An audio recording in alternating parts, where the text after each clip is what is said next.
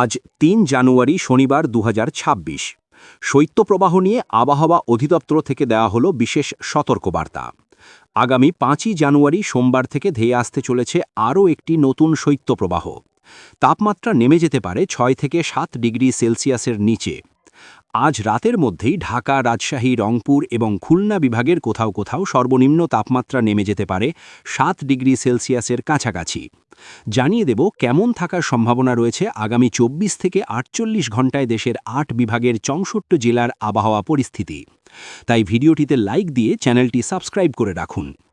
৪ই জানুয়ারি রবিবার আংশিক মেঘলা আকাশসহ সারা দেশের আবহাওয়া শুষ্ক থাকতে পারে এবং মধ্যরাত থেকে সকাল পর্যন্ত ঘন কুয়াশায় ঢেকে থাকতে পারে পরিবেশ।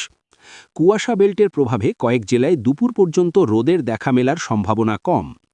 গত ২৪ ঘণ্টায় দেশের সর্বনিম্ন তাপমাত্রা রেকর্ড করা হয়েছে যশোরে ৮ ডিগ্রি সেলসিয়াস। ৫ই জানুয়ারি সোমবার থেকেই তাপমাত্রা আরও কমতে পারে বলে ধারণা করছে বাংলাদেশ ওয়েদার অবজারভেশন টিম। এদিকে ঘণ্টায় ৮ থেকে ১০ কিলোমিটার বেগে উত্তরের হিমালয় থেকে ধেয়ে আসছে শৈত্যপ্রবাহ কনকনে ঠান্ডা বাতাস। ফলে তীব্র শীতে দুর্বিষহ হয়ে উঠেছে জনজীবন।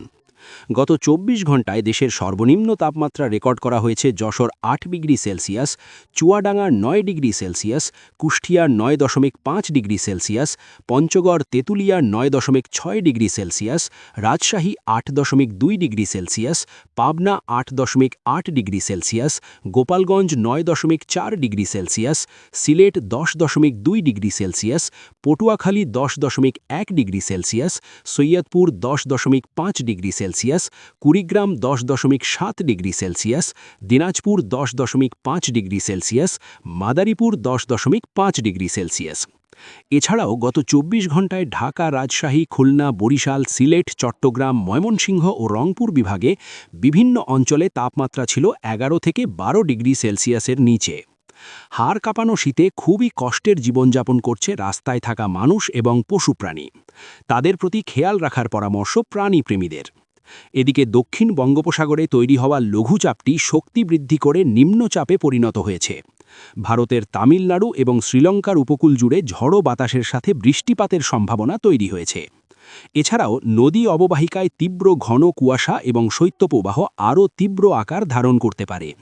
বৃদ্ধ, শিশু এবং রাস্তায় থাকা মানুষ ও প্রাণীদের প্রতি খেয়াল রাখুন। প্রতিদিনের আবহাওয়ার গুরুত্বপূর্ণ আপডেট খবর পেতে চ্যানেলটি সাবস্ক্রাইব করে বেল আইকন অন করে রাখুন। দেখা হবে পরবর্তী নতুন খবরে। আল্লাহ হাফেজ।